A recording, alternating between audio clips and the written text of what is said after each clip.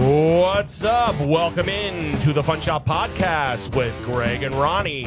We are streaming to you live from Los Angeles, California. What's up, Greg? How you feeling today? Yeah, man, feeling good. I think this is what, show 15? The big 1-5. 1-5. Time for our quinceañera. Yeah, this is the quinceañera episode.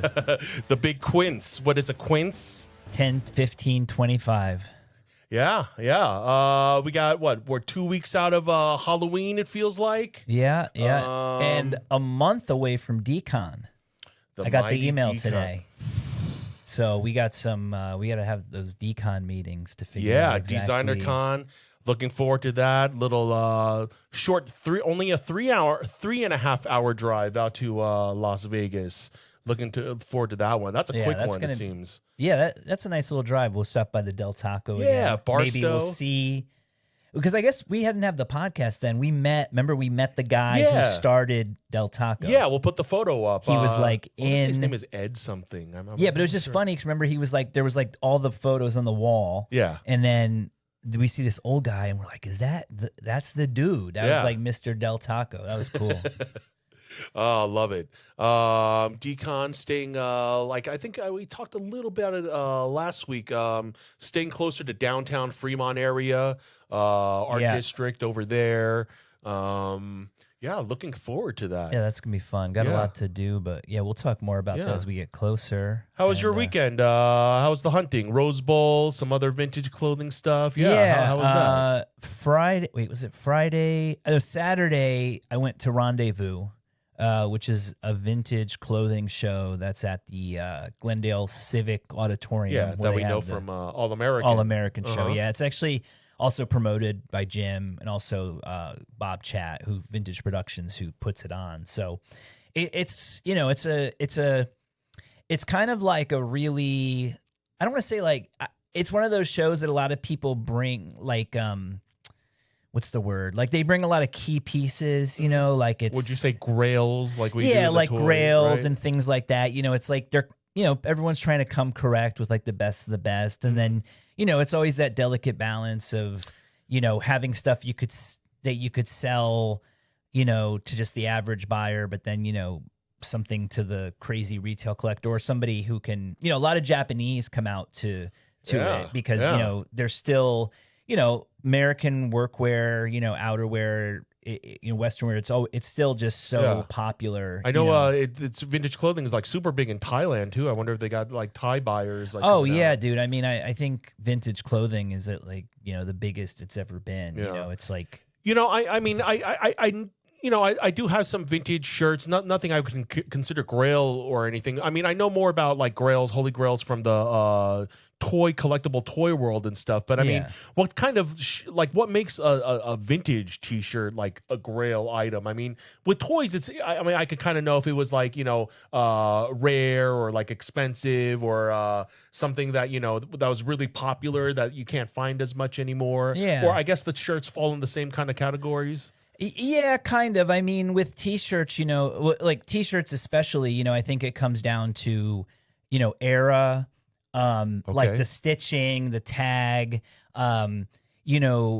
what's hot now is like 90s stuff, like 90s bands, like, obviously like Nirvana and 9 Inch Nails and things like that. And then there's different levels. So, all these T-shirt companies, they might have been made by, there might have been a company that was producing these, shirts for like bands, just like, there are now.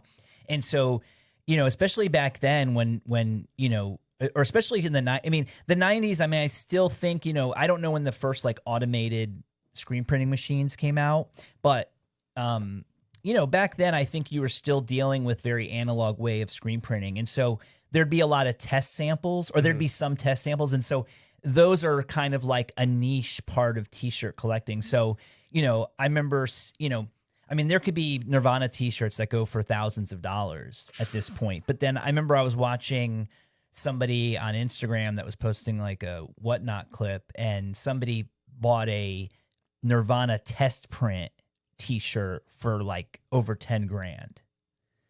So it's like, it's very. Name 3 songs. Yeah, right. right. Name 3 songs.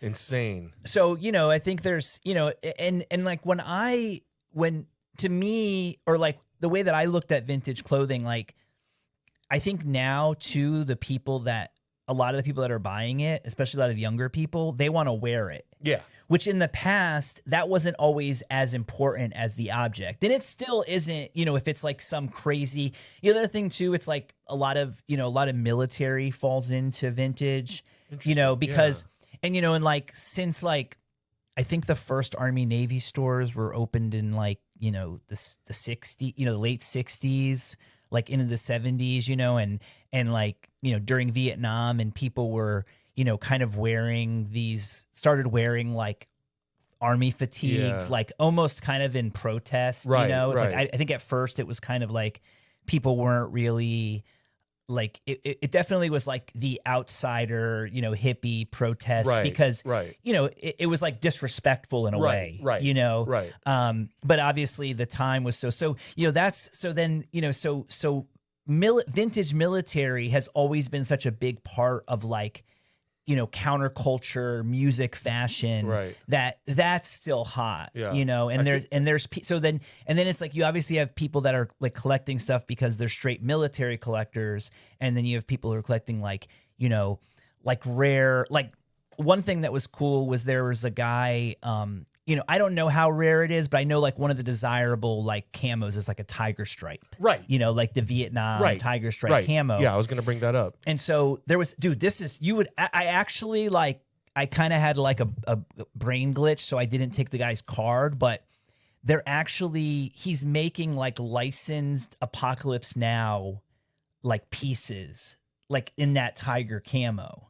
So there was even something like that where, they'll license something. So like, so it kind of falls into like just different categories like that. And then, there's like recently, like the big thing is like the after hoods, which like the first hoodies were just like crew necks that people attached hoods on. Okay.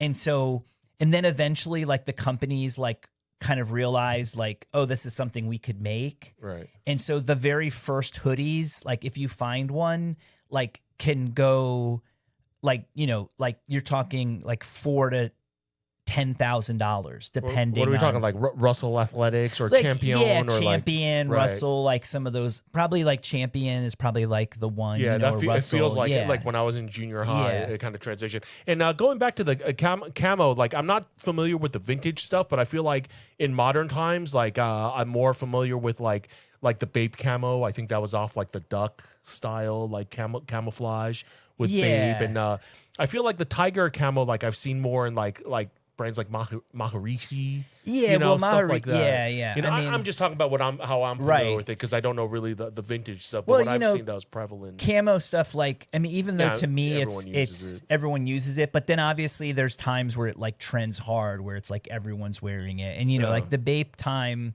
for sure was, I think they definitely and actually I think they originally like did a really good job of like creating their own camo with like the Bape head and stuff. Like I remember I had a really old Gore-Tex like just zip up jacket that I think I got all the way up. No, this was like an early one. I kind of wish I still had it. I wish I didn't sell it. It was like probably like mid to late 90s. Wow. So, yeah. Like real early. Mm-hmm. Yeah.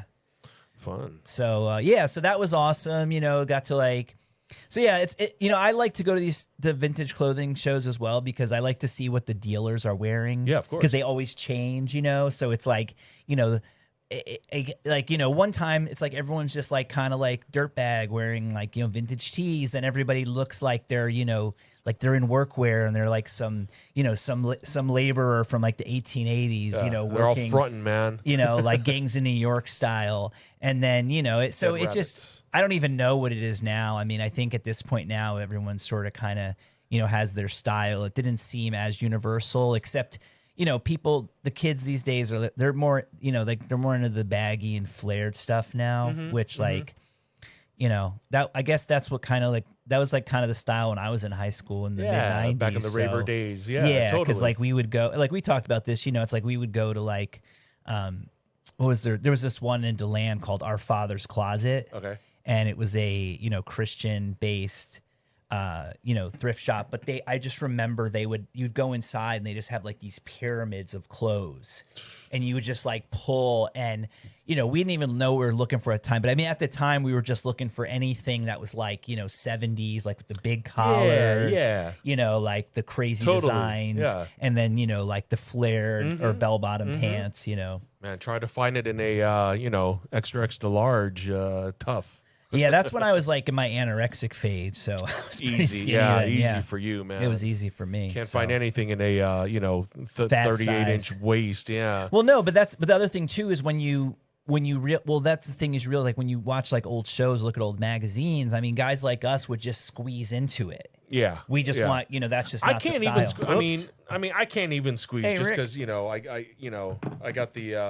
got a little booty, a little badonk, so it's like it's tough. But that's neither here nor there. But yeah, so then Sunday I went to Rose Bowl and it was actually a pretty fun Rose Bowl.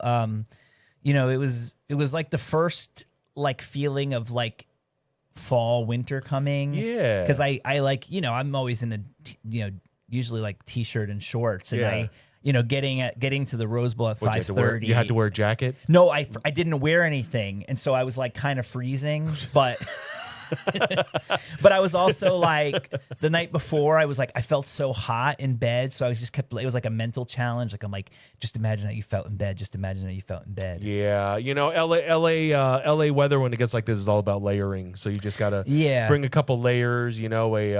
Maybe a shirt or a flannel. No, exactly. Yeah. I mean, I've already kind of started going back to my sweatpants now instead of sweat shorts. Oh, you got to keep the those are calves, right? Yeah, I got to keep the calves. The cankles, my cankles covered.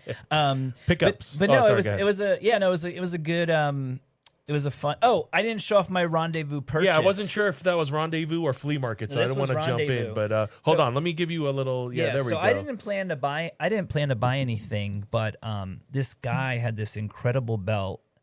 Yeah, hard to see the details too much on camera. And for those listening to the podcast, this is a belt. I put it around my waist, so it might be a 35-incher. Oh, it's a 30-incher. Well, it's marked 36. Okay, you're right. Okay, so yeah, it is a 36-incher. It's a leather belt with like kind of a. It's almost like it looks like a relief sculpture. Yeah, it's like leather tooling. It's like beautifully done and. Very tasteful erotica, I should say. It's like all these sex poses. But the cool thing about it is you don't usually. It's really hard to find this type of quality made in the USA. Mm-hmm. A lot of times you'd see these belts, and most people would assume it's like a Philippine belt, but it's actually from this shop in Santa Barbara called Jedlika's. Jedlika, shout out to Jedlika's in Santa which Barbara. Was like I think they were like a Western wear store that opened in the 30s. Interesting. And they're closed now. So this is actually made in California, which actually makes it, I think, quite more valuable. Genuine California leather, beautiful. I mean, it's just look at that. It's beautiful work. It makes me wish I was a little skinnier. Maybe I would pick something like that up. But I like to wear my t-shirts over. I never tuck my shirts in anyway. You can never see my belt. Yeah. I mean, it's not for me rare. anyway. Whatever. So yeah, and then I think my favorite pickup I think from the market this week was is that the oldest son from Mr. Belvedere? Oh no, this is the guy from Wonder Years. Wonder Years, right. The nerd from Wonder Years. So I got just out of a stack of paper stuff, I got this Marilyn Manson signed photo. Nay Brian Warner. Yeah, and it's weird because obviously, it's very, I don't know, it's a silly kind of signature. Okay, for those listening, it's an 8x10 of Marilyn Manson, and with a silver, it looks like a silver Sharpie. There's an M and two M's. Yeah. Marshall Mathers on the forehead. The eyes are squirreled out, and a little mustache, square in shape under the nose, if you will. But the thing that I've bought many.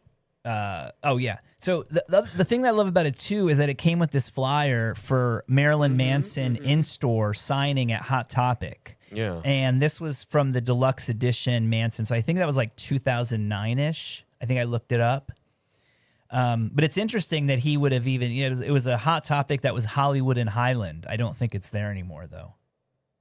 Yeah, I think that's where like the Kodak Theater and all that stuff. Oh, you know what? It still might be there, but it's in that. Yeah, it's in that little tucked in there. But still, I mean, and look, I'm not. I know that people have their issues with Marilyn Manson. I know he's done some, things in his personal life, but I'm not condoning that. I'm not defending it. I'm just not that kind of show. Yeah, and it's like like we kind of like guys our age, like when Marilyn Manson was coming out, like we kind of already knew he was like kind of like insane. I don't know, he was just very much like a shock, yeah. And so I guess I wasn't too shocked when the allegations came out. But I don't know. Look, I'm not judging it. I'm just saying, just from a straight up collectible, it's a rock and roll collectible. His image wasn't about being this great guy. Let's just say that. Yeah. Right.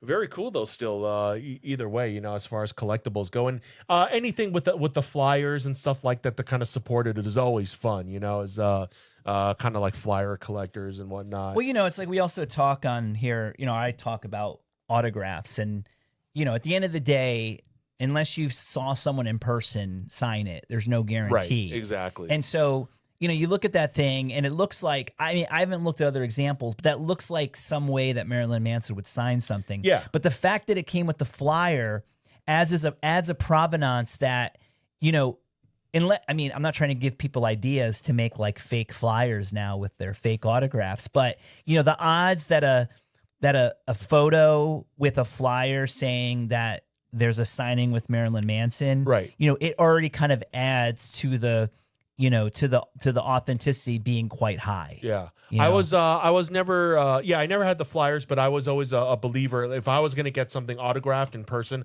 I would like, as a reminder that I met them, also like a photograph of the, of the moment, I was going to show one more thing that I got too. No, the show and tell's over. So this is actually, it was like an awesome thing. This is actually in the Funshop now. So this is what is that? SAT test booklet or something? Yeah, So this is actually a Stargate. This is a Stargate. Stargate. This is a second draft, June 20th, 1993 of Stargate, signed by Greg Jean. And now Greg Jean, he was one of the miniature makers. He actually. Was he the guy that made those zombies that you showed a while back? Or no, or am I tripping? Yeah, no, it was the same. So his story is kind of, it's interesting because, you might know Ralph Bowman, the guy who's at the Arcadia show, and he's got that deep laugh. The guy, he sits right in the corner. Okay. He's like, ah, ha, ha, ha, Yeah. So yeah, sure. He was so Ralph's like a big Hollywood and like prop dealer, and he's like he kind of prides himself as he sold the most Oscars privately. Okay, like he actually sold the Oscar that eventually got gifted to Leonardo DiCaprio and then taken back by the FBI after they realized that the guy that gave them to him were these like in this Malaysian Ponzi scheme. So those guys bought from Ralph the Oscar for what's the word? I think it was like the Jake LaMotta Raging Bull. Okay. What's the guy? I can't. Robert De Niro. No. Martin Scorsese. No, the early guy. Like I can't think of his name. I'm like a boxer or an actor or what are we? Actor. Like Streetcar Named Desire. Shoot. Like the wild. Yeah, Apocalypse Now. He was Superman's dad. Marlon Brando. Yeah. Okay. God damn. Like, it's like funny because every time I'm listening to podcasts and people forget things, I'm like, you stupid idiot. It's Marlon Brando. We actually got it this time. Yeah. We're usually off. So, but so job, anyways, like so this is the type of guy Ralph is, right? Okay. Like a Marlon Brando. Yeah, no, but I'm saying like he sold the Marlon Brando Oscar, and now I forgot where I was going with the story. It's okay. You're talking about most Oscars sold or something, and he was bragging about an Oscar that he sold. He was bragging about that, and then before that, we were talking about how Raging Bull and Jake LaMotta. Yeah, whatever. It's okay. I mean, I'm just kind of. Oh, Greg Jean. Yeah. Okay. Sorry, I was going a way weird path to get It's there. okay. I think the audience knows both of us are almost 50 years old. So Yeah, we got certain, what are they issues. called? Yeah, we got liberties with that. So he was friends with Greg Jean, and so Greg Jean's estate just went to auction. A good amount of it went to Heritage, and he actually was a miniature maker on the original Star Wars, and he actually he made the X-wing miniature. Okay. From the main one, right. That he had the original C-3PO goldenrod too. Yeah. So that sold at auction, I think, for like over $3 million. Only? So when I was talking to Ralph about it, Ralph was like friends with him, and he had said, like, he had told him that he had cancer like a year before he passed. Okay. And he was like, dude, he's like, you're sitting on a fortune. Like, you have so much stuff. Like, why don't you like sell the stuff and like enjoy the, the money? And he just didn't want to. And so what happened, I guess, was a lot of the stuff went to Heritage, like, the very key items. And then the rest of the stuff kind of just got sold out and ended up at like one of like the flea markets, like the Rhodium. Okay. Which is like, the Monday at the, it's like they call it like a dirt market, because it's like a lot of people just like come straight from like the storage and just like dump everything out, And I mean, this guy, he, like, if you just look him up, it's like he did all the miniatures for he did like some of the key miniatures for Star Wars, Star Trek, worked, I think, on the entire like Next Generation. And then, even a movie like Stargate, he made like all the little ships and stuff. And so it's pretty cool to have a signed script by, and it's his script. So there's like, folded edges and, little markings in it and stuff, which makes it cool. But it also, it's interesting though, how, his whole life, I guess he never really thought of the value. I mean, he figured maybe it had value, but he just didn't, I guess he just didn't want to see it go. I don't know. It's interesting to think about, it's like people got their reasons for holding on to things. And who knows? Well, I think too, it's like, even if you say you're not that concerned about what it goes for, like, or maybe you just don't want the extra attention. Yeah, could be. I mean, it could be a plethora of things. Yeah. I don't know. But it's weird. I'm glad it's out now. Yeah, I guess. But that's so things have just been. I mean, this was just last week, so things are still popping up. I also what was just from last the week? Greg Jean from Rose Bowl. So I got that at Rose Bowl. So it was like part of like the Greg Jean estate that sort of got like just put out there, and now it's just been going through different people's hands, or original people that bought it are just now putting it out. So man. So yeah, that was a fun weekend. But we're still doing weekends, huh? No, I didn't know if we were getting into topics yet or whatever, because I didn't really talk about my weekend. I think last week. I'm just like finishing my weekend. Yeah. I mean, it's a lot of good stuff, and it's very relevant to the show, and a lot of it, I still need to learn about too. So especially with the vintage clothing, I feel like, just to wrap up with my end of it, like I feel like I buy most of my shirts not at the flea markets, but like at Vintage Selection down in Whittier, our buddy shop down there. Yeah, and that's really about it. Like as far as like where I find them or where I like to buy them. So I guess I do buy more of the curated stuff. Yeah, look, fashion becomes a thing like anything else. You know, there's just people who are they get into collecting certain things. You know how it is. You sort of you get into like trading cards, and that's all you're kind of thinking about, or you get into this, and so it's just certain people it just becomes their life. And I just never got into it with serious money or like really chased it enough. Well, it's just part dude, of like shopping. The prices now are like, I don't think anybody ever thought that. Like, even like when I was younger, it was like, okay, yeah, like if you found some like World War II like bomber jacket, like painted, like everybody knows that's worth something, right? But you might not know about, like, I've seen stuff from that some of these guys show me, and they're like, oh my God. And it's like, because it's got like a strap on the back of it or something. And they're like, oh, you don't know how rare that is. And it's like, yeah, I don't. But, you know, I'm glad you're excited. You know, I'm happy for you. I feel like anything Japanese in my size, I would grab, you know? Like a sumo shorts. Sumos don't wear shorts. They wear those diapers. With sumo diaper. Do you have any used sumo diapers? Height. Yeah, so I think I mentioned last week, my folks were in town. And then, so this weekend, like Friday, we left at 5 a.m. This is my weekend, by the way, if people don't know by now. Yeah, I took 15 hours up to Portland. To protest with... Yeah. And there was nobody there. I went up there, there were no protests. I mean, the place, I mean, it's like maybe my second or third time to Portland. And like this time was just cool, you know, like everything was really smooth, had a beautiful time. It was wonderful. I want to go back again already. I want to venture towards the East End, I guess, where it's more like the Portlandia TV show. That's kind of weird, you know, but wonderful. It was kind of rainy, but we were up there, did family stuff, ate around. Did you guys do any like nature stuff? Like hiking No. I mean, we stayed in downtown. We walked to like I forgot the name. Cheesecake Factory. The river. I forgot what the river is right there that divides the two sides of Portland. We walked around the river. There was a little art market, you know, that I have on Saturdays. That was fun. Saw like, you know, Voodoo Donut and, you know, you know, little stuff around there.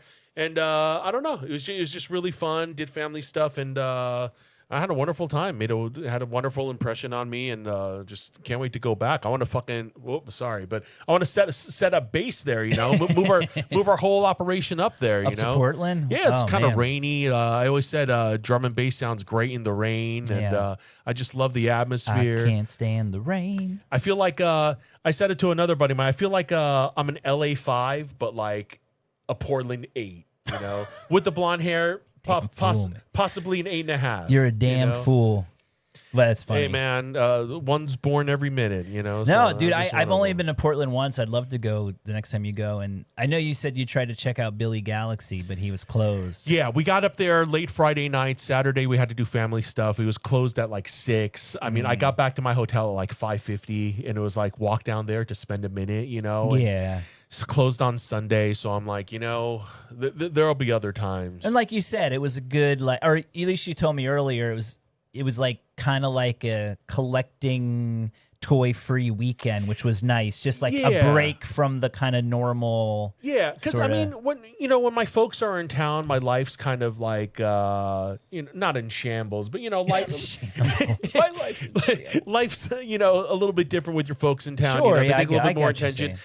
Even you know the weekly toy hauls and you know. What's it called? Stocking over at Toy Whittier, you know, is kind of taking a back seat a little bit. Well, you got to give your parents their full attention because you don't see them that often and they don't see you. It was their first week here and we had this trip planned for a while. So, I mean, what I did do, you know, always on Facebook Marketplace, right? So when I got up there, I changed the location and searched around and it's like, how far is it from my area? Can I make it down there? Or is it down in Salem? Or is it over there? And not enough for me to be interested in picking up, you know, so I didn't venture out. The one interesting thing is I always search for 1/6 scale toys, you know, so I search 1/6 scale on Facebook and in Portland all you get are actual weighing scales. Like there's no like 1/6 you know ratio scale toys as much. So you into scales?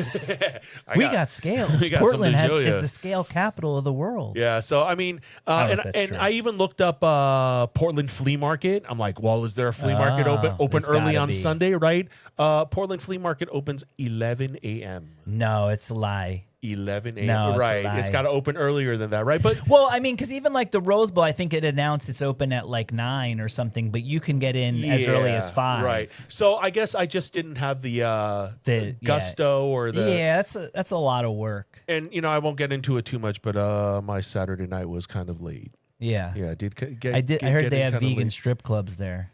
I didn't see any naked vegetables or so I can't say one way or the other. But yeah, I am sure. I heard that like it's the culture up there as far as that goes is more of like for women, it's like my right to show my body. Right. They're empowered. Yeah. So I'm like, hey, whatever works, but so Sunday was no go. Did more family stuff Sunday.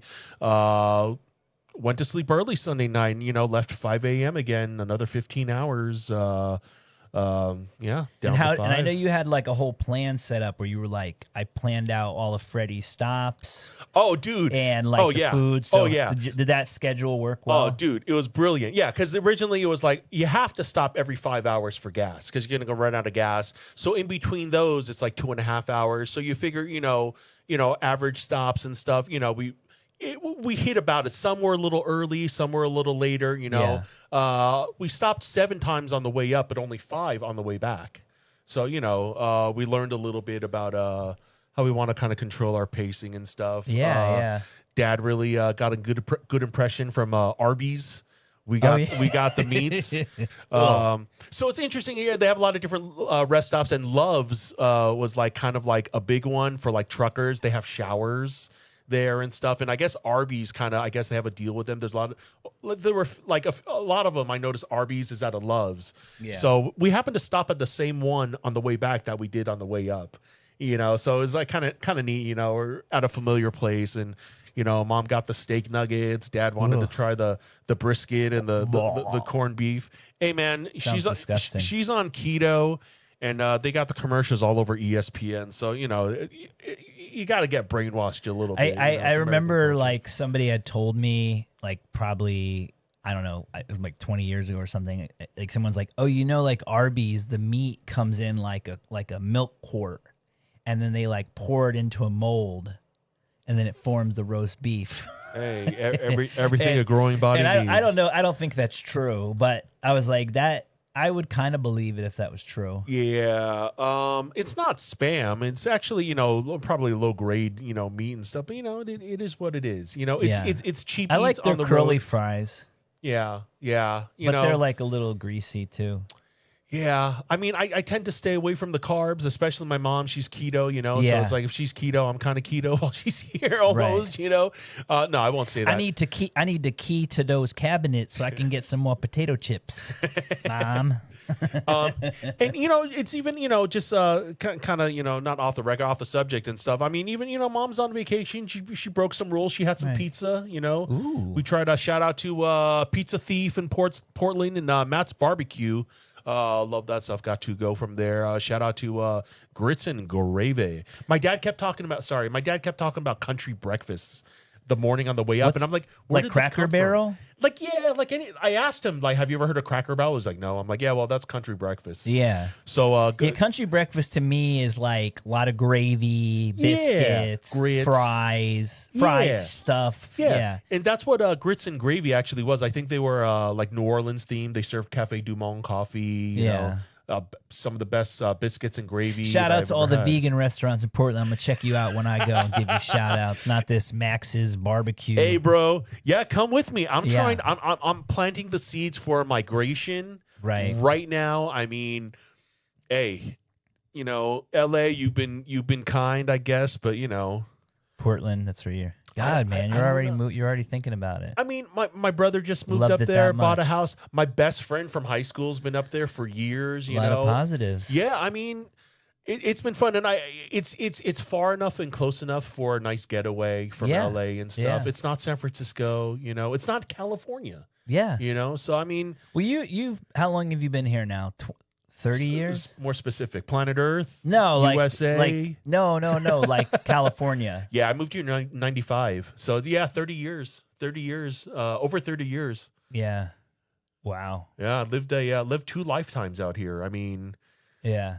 I think that's enough time to be in one place where you could start thinking about... another place. For the people that do know me, or the people that don't know me, I don't know. Like last year, I don't know if I mentioned on the show last year, some major changes in my life. With my grandma that I'd taken care of. She passed, and some personal things going on. In my life with relationships that aren't kind of going on. So you have a new. It's like you have a new look on life.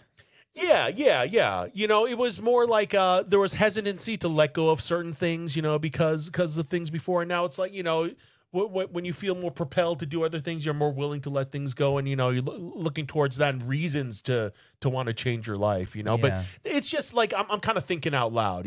There's no call to action. Let it go. After you watched Frozen, you were like, I'm just gonna let it go. Move to Portland. I get to be Olaf. I think he's the snowman. I never even saw that I know movie. nothing about that movie. Yeah, I don't know nothing about it. I just know the song because it was like when it was on, it was like, of course. Well, do you want to build a snowman? Do you want to do some coke with your snowman? No, I don't know. I just think snowman. Like, I heard snowman.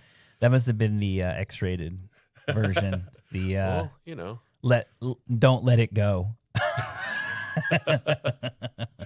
But just to wrap it up. It sounded like a good trip. I mean, that was a lot of driving, but I think you enjoyed that part too. Yeah, the driving was great, and driving with your parents, is one thing, but like who else knows you better, than your parents and stuff. So it was pretty comfortable.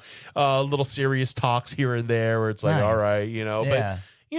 It's what it's expected, and it makes you feel like a kid, So I feel like I came back not tired. I came back invigorated with a surprising, looking at things differently. Having a new, not a new outlook on life, but refreshed. Yeah. And that's always fun. So it's like now I'm super looking forward to doing other things. Got energy. Super excited about Decon. That's a month away. So let's keep it rolling. Yeah, that's gonna be fun, man. I'm looking forward to it because it's like originally I thought we were gonna go to Complex Con, but that's not happening. Yeah, I think that's like this coming weekend. I think it's like the 25th. It's like really. I thought it was around the 16th.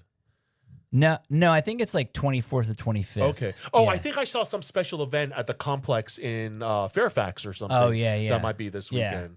Yeah, Gas has some release. I think we'll probably have some releases. I think. Yeah, there was a new release today. Remy something. I think. Pop star. I can't remember. Yeah. I mean, we've been, there's been a lot of putting a lot of like upcoming stars that are up and coming. Yeah.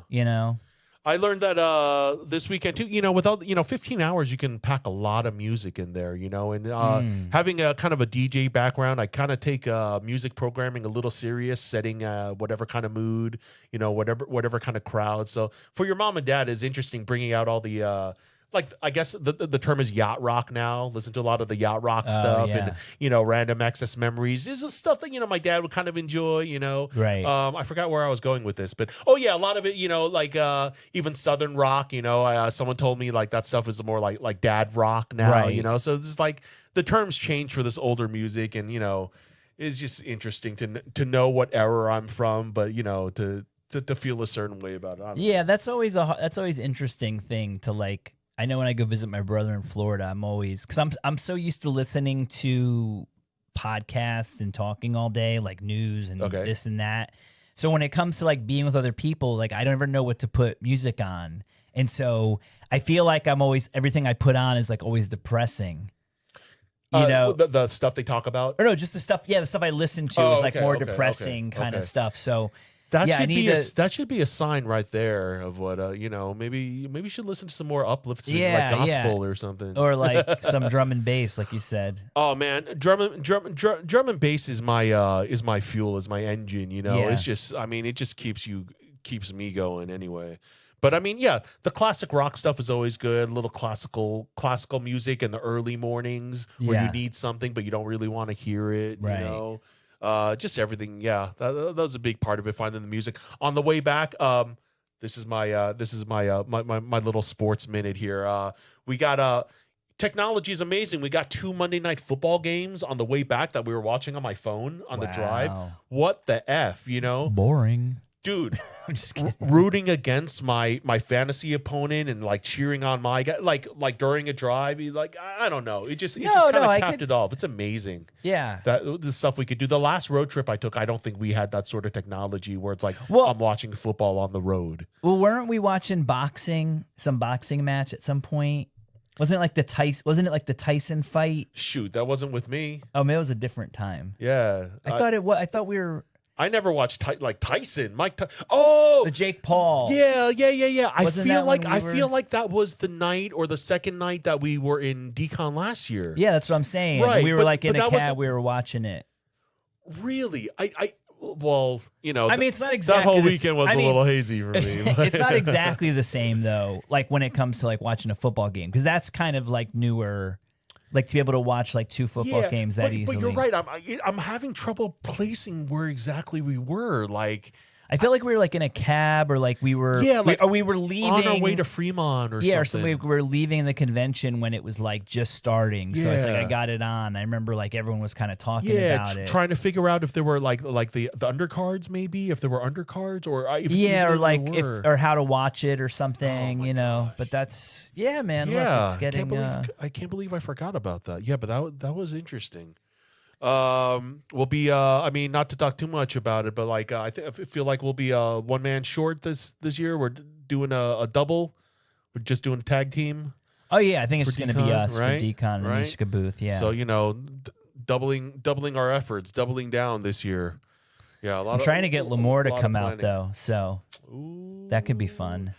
The the one and only some exclusive Lamore Supreme thing if we have time, or maybe convince him to do a signing for like an hour. That man is a beast, man. I remember every year at Decon, it was like this guy's burning his candle from both ends, taking naps under the booth and stuff. I mean, wow. That would be really cool to get him to come out. But yeah, him and I talked yesterday for a bit. We hadn't talked in a while. We're just catching up and stuff. And he mentioned like he was coming out, and I said, well, why don't you? I was like, Decon's in a month. Yeah. Why don't you come out and fly to LA? You can drive with us for 3.5 hours, have some Del Taco. Yeah, I brought that up. I think he said he'd meet us there. Yeah. But more Del Taco for us. I think like the idea of driving with me and you and Del Taco in like a van for 2 hours might be heaven to some. 3.5 hours Del Taco, or 15 hours with a little Arby's and my pops, your choice. Yeah. I get to experience both. It's like I still don't get many choices of Del Taco, right? But the beans are just, they got good beans. The beans are vegan. For sure the beans are vegan. Yeah, that's good. That's good. The beans are vegan. I mean, if I'm wrong, then I guess I'm fucked. But no, they're vegan. Yeah. Yeah, I mean, and I don't, and it's funny because I barely eat there anyway. I mean, it's like, there's one close by, so once in a while, I'll get a burrito, but it's like almost like it's kind of like Del Taco for me is like kind of like In and Out before I lived here, where like when I was eating meat, I would like every time I'd come to LA, I'd have In and Out. Mm-hmm. That's the only time I'd have it, and now it's like the only time I get Del Tacos when I drive to Vegas. Okay. What a boring story. Sorry. It's part of the tradition. It's not boring. It's real and authentic and genuine. It's the truth. And it's the truth. It's what we're living. So. And we're hoping to meet the guy again. Yeah. Ed. Yeah, of course. No, I'm just kidding. I don't know. Well, we could try a different one, but it's always fun, especially that was pretty fun though. For it to happen again, it feels like a tradition or something. Well, another thing I liked about it is like at least the way it seemed. In the way that everyone talked about him, he was kind of like a local town hero because he like, it's like I think he employs everybody like in the area, and like he's very like. Well, there would be no one else to employ if you don't. No, but I mean, like he's also done stuff I think for the area town. Right, like that makes sense. He's kind of like kept it sort of like because it's like people stop there like a benefactor or something, right? Yeah, No, absolutely. He might even. I mean, he obviously live. He might even live there. I think he has like a place there. Yeah, trailer in the back. Under the. I was gonna say under. Under the restaurant. under the Del Taco is a 5,000 square foot. No, but most cities like that do, and that brings me back to Portland. I forgot who founded the city, but they have water fountains that never stop. They have water fountains there's no on-off switch or anything. The water fountains are just always. Did you find the ones that were the Goonies on the below it? No. I think my brother had visited the house. The Goonies house. Yeah, that would be because that's Oregon, right? Absolutely, somewhere in Oregon, as is Twilight. Yeah, absolutely. But I didn't get to do much of that. And but the water fountains, when the city was founded, it was beer. that came out of the fountains? It was actually beer that came out of the fountains, like some like complete Willy Wonka stuff. Did you try it just in case? No, if there's any remnants? No, the first time I was there, like over 10 years ago, I drank out of the water fountains. But this time, because of COVID and stuff, I wasn't interested. Oh. But I still saw it. I thought you were going to say you're actually going to tell me I was born European and then I drank from the water fountain as a kid and I turned Asian. No, I was going to say. I was like, I thought you were going to blow my mind. Yeah, I'm not going to go there. The Fountain of Youth. It might be. Yeah, it might be up in Portland. Who knows? But yeah, keep Portland weird. Like, I love it. It's like their whole thing is about being weird and like thinking about like LA is about being hip or cool. LA should be more weird, but it's not. It used to have more pockets of weird, I think, and like even the weird got cool and trendy, where it's like got kind of washed out, and the true weird is still like, they kind of keep it to themselves, or it's just like they're keeping it underground, keeping it real. Who knows? Yeah. It's funny because I remember. Sorry, I'm kind of like it's still about LA, but no, this is something. I don't feel like we have a second topic today anyway, so we got to kind of. Well, okay. Here's an interesting. Here's an interesting idea. So you like watched the A-Team when it came out, right? Yeah, either like that or when it was in syndication. Yeah, I saw it when I was a kid. And so like the beginning, right? Like they mentioned how they go to like they're in the I think it's something like the LA. Actually, are we allowed to, can we like play can we play the trailer for what? For A-Team? Talk about it a little bit. Talk a little bit more. I need to look it up, but yeah, just look it up on YouTube. Okay, so there's like, so the concept, right, is that they're like these top-notch, like they're like in Vietnam. Yeah, the intro or the trailer, like a commercial? Like the intro. Yeah, okay. And so it's like they're convicted for a crime they didn't commit, and they break out, and then it's like it says something like they live in like the LA underground, and I always wondered like where do you think that would be? Okay, so let's watch it real quick. Hold on. We got these mandatory ads for the free stuff, so we gotta let like, this kind of sponsored by healthcare, and then I gotta kind of figure out which camera here to pull up to show everyone. To show it, yeah. Yeah, give me 1 second cool. here. We'll put it up a bit, can you?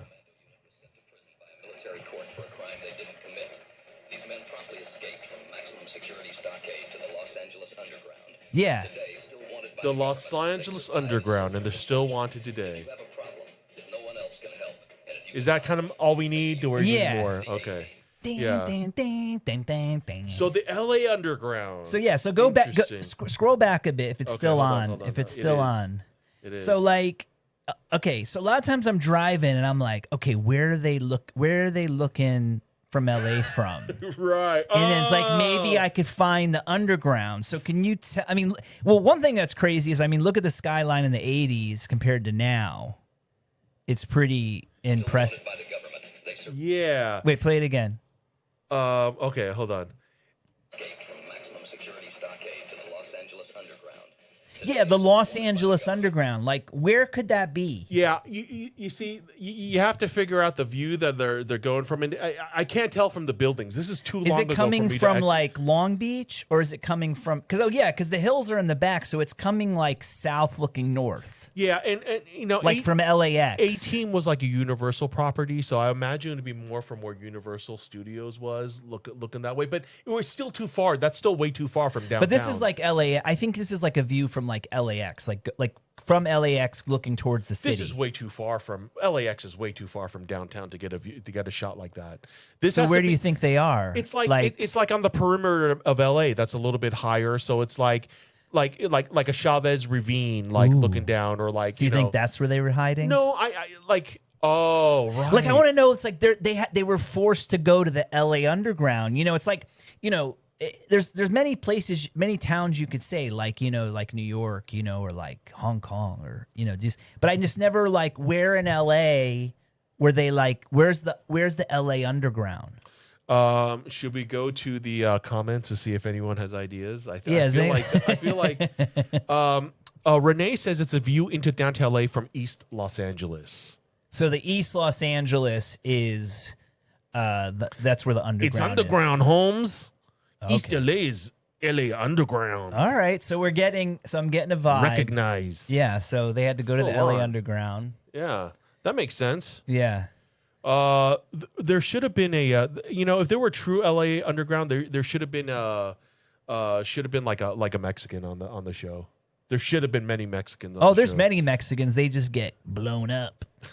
Oh, an error occurred. Please try again. I don't know. I guess we're still live if people are listening to us, but Why were you playing with it? I wasn't playing with it. It's just saying it happened. I didn't mess around. I didn't do anything to it. It just did it on itself. But if people are still watching, hey, if you guys are watching in the comments, give us, let us know if it's a thumbs up or if everything's good on your end. I'm just curious because on my end, I think you took too long of a vacation, Ronny. It's still recording, or not long enough. But it should still be all right. Yeah, YouTube they said YouTube had been acting up, but we'll figure it out on our end. With we'll just I have recordings on it, so even if it is the playback is messed up, he says he sees y'all. All right, okay, cool, all right, cool. all right. So we'll just keep, there we are. Look at going. us. I mean, this is the just stop playing with it. No, I'm just joking. I'm very sensitive, man. I've been very vulnerable this All weekend. right, so the A team they hung out in East LA. Yeah. That makes sense. We need the Cheech and Chong A-Team crossover. Because I was always I'm glad we watched it again because I was always imagining it like when I'm coming back from Pasadena and and there's that. Remember you were telling about that curve and you were calling it like Dead Man's Curve or something. I was talking about a suicide bridge. Is that what it was? Well, I remember when I first moved here, you were telling me how there's that one, you said that there was always like a lot of car crashes. Oh, okay. So along the 134 between the 210 and the 2, overlooking Eagle Rock. Yeah, that section is cursed. It's cursed, right? Yeah, or there's something. I mean, I've gotten flat tires there before. Other people have gotten into have car problems and stuff right there. So that section on the 134 is what's a little that messed about? Up. I don't know. Probably old stuff about people getting killed in Ghost or something. Guys with hooks. I was thinking more like like Mexicans and Native Americans and stuff. Like it was built on like a ancient burial ground. I mean, because I don't know where Eagle Rock is based off the eagle. There's an eagle shaped rock, or something like that. And so I think that goes back to the old West, and natives, and of course all this used to belong to Mexico. So it's like No, dude, that rock was put here in the 30s. Oh, was it really? I'm just kidding. Oh, 30 million years ago. That's the old Eagle Rocks. The old Eagle Rocks, see? Down past Pasadena. And get the 1930s Eagle Rock. That's my one like dad joke I have. I'm like, can you just give me a minute? I'm like, just like 1 minute. Like there's rocks outside that are like 1 million years old. Can I get 1 minute? Just one. Just 1 minute. Out of all these billion years, just give me one. Just out of all these billion years of evolution and rocks, fucking, I don't even know where the fuck they came from. Like, where the fuck did the first rock? Like imagine like we're like the first rock. Oh man, we're gonna need Bill Nye the Science Guy on for this topic. Neil deGrasse Tyson. Neil deGrasse Mike Tyson. I like still have the puzzle pat. I mean, I know about crack rocks or quack rocks. Oh man. Well, thanks. Look, there's a lot of energy in the chat. We appreciate that. We're we're gonna have a guest next week by hook or by crook. I'm curious. I need to talk to Duron and see what this is there a message retracted? I thought it was censored or something. So if you deleted it yourself, no big deal. But yeah, no, we should. But we're gonna have a guest. I'm gonna work on that because I think we're ready to have more guests. I know we got some nice feedback. A couple people messaged me saying they liked the Johnny Ryan episode. Yeah, and I thought that was cool. Go check out F My Son, still touring right now. Johnny's going back to New York. He was in New York for New York Comic Con. He did a night at Desert Island. Shout out Desert Island in Williamsburg. And so him and Susie were there, and now he's going back out there for the East Coast or the New York City premiere of F My Son. Nice, yeah. And I've been looking at it. I feel like the next West Coast show that I'd be interested in November 7th, I believe, up in San Francisco for all you West Coasters. And I mean, I'm on this road trip tip, so I'm like, 5 hours up there, if I could find the right buddies to see F My Son up there with Johnny Ryan again, would be pretty fun. Oh, Joe originally said AI Atlas, 3i Atlas. Yeah, that's the mothership with the reptilians that are coming to take over. Is that like in the news? Is that a conspiracy thing that I know? No. I mean, I added Atlas? the reptilians, but okay. there is this thing called 3i Atlas that's some sort of some object that's coming towards Earth, and all these people are saying that it's a mothership. Beat me up, Scotty. So, this might be, this coming. I think it's supposed to be here by November or something. So, this November we might have to finally, worship our reptilian overlords, and give them what they want. I'm bow down. This podcast is brought to you by the reptilian overlords, here since day one. They're gonna come in. They're like, we made everything. We made the rocks too. You dummy.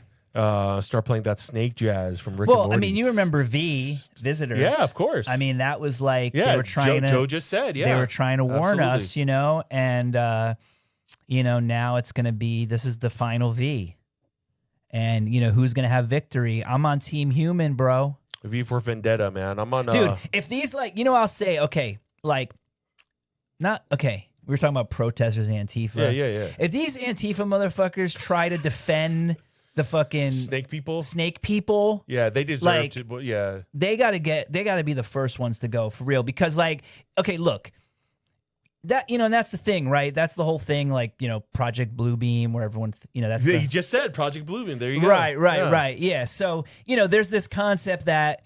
I think Reagan said, the only thing that can bring the world together is an alien invasion. So, even Werner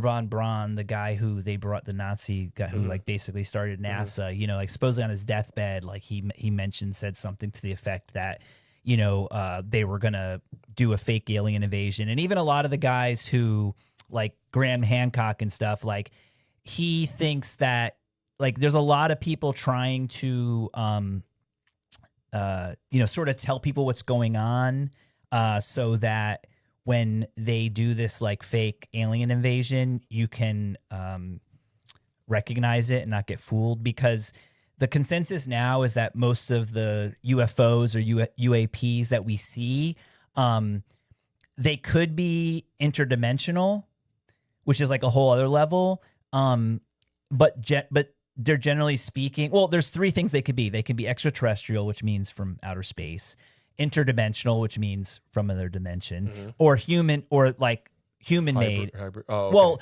because what's sort of becoming the story now is that 1947, 48, Roswell was real. There was spacecraft. There was biological specimens, aka aliens. Right. Super compartmentalized, and then over time, there was more, and there was other things, and then the military companies like Lockheed Martin, Skunk Works, Raytheon, all these guys, whatever they were making, they were basically reverse engineering these crafts, and so the reality is you won't, and supposedly the technology is so on point, and that we're even working with these different species so that you're not going to look in the sky and know okay, is this an interdimensional ship, or is this something human made? And just the idea of aliens is crazy anyway to most people, and so I don't know. I think it's something to keep watch. Yeah, keep interested in. Right. I don't really know. There's only one race, man, the human race, and but I'm just saying, if the reptilians come, man, I'm out there. I'm fighting them. Yeah, I'm you ain't taking this. Well, because the other problem, right, is now they say that there was a master reptilian race that ruled the planet 50,000 years before us. Not 60, 50, about 60, 50. About 50. Give or take. Yeah. So they might be coming back to reclaim Earth, because supposedly the Earth was destroyed during the Great Flood, and asteroids, and when they killed the dinosaurs. Maybe we deserve to become colonized, by the reptilians. We've been again. doing it so long. I don't know, but not without a fight. Not without a fight. Hey, it's Glocktober. Go get your straps before. Dude, I know I'm gonna get banned. And look, if you're a shapeshifter reptilian, you see me in the street. It's just a joke, guys. Come on, this is a comedy show. Not me. This is for entertainment purposes only. They're catching a slug from my 9, man. This is for entertainment purposes. Don't let me catch them slipping, You're like, man. oh yeah, what's up, reptilian guys? This is Glocktober. Yeah, I'm going Tupac on that, man. Meanwhile, they're gonna shoot with a laser that's gonna go through you and like everything 100 miles from. Hey man, from there. I know how to duck. It's gonna be f my alien, man. Yeah, this ain't no alienation. Oh Lord! But the Greys are we're nuts. We need the Greys and the Pleiadians. Those are our peeps. Are those the Scientologists?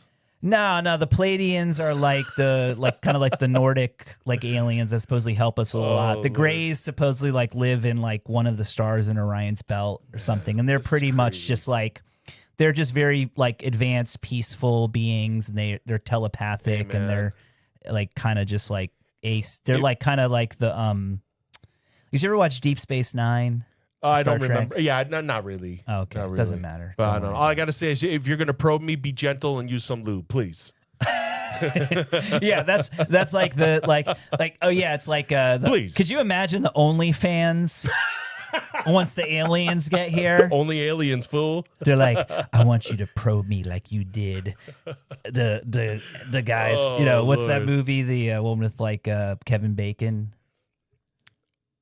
All I can think is Flatliners, man. Alien with No, it's like that story. Basically, there was like these 3 guys like driving, and then like one of them disappeared. Like Fire in the Sky. Fire in the Sky. Yeah, it's like yeah. I want you to fire me in the sky, in my sky. In my sky hole. It's my sky hole. Okay, Anyways, so this weekend, what's going on? this weekend, Long Beach. Long Beach, one of our which is faves. always a fave. Yeah. We'll be there. Running around with all the other weirdos looking for treasure. With a new refreshed perspective, Yeah. try to wear a jacket this time. I'm gonna bring I'll bring a little light jacket. Yeah. Oh, and you know what else I've started doing, and I don't have any shame anymore. I think I'm gonna start walking around with the cart. With the dogs? Oh, with No, the just pull with cart. the cart. With the pull cart. Ooh. I'm past the point where I'm past the point where I just need to bring it. I'll park it by like somebody's van, or I might just walk with it, but I'm not scared anymore. Yeah, I'm not scared anymore. Yeah, I'm not scared. You hear that? I'm not scared anymore. All right, guys. Thanks so much for tuning in this week. Comment. Let us know what you think about the show, guys. Yeah. We'd love to hear it. You guys are the best fans in the world, best listen in the world. We love you guys. See you next week. Peace.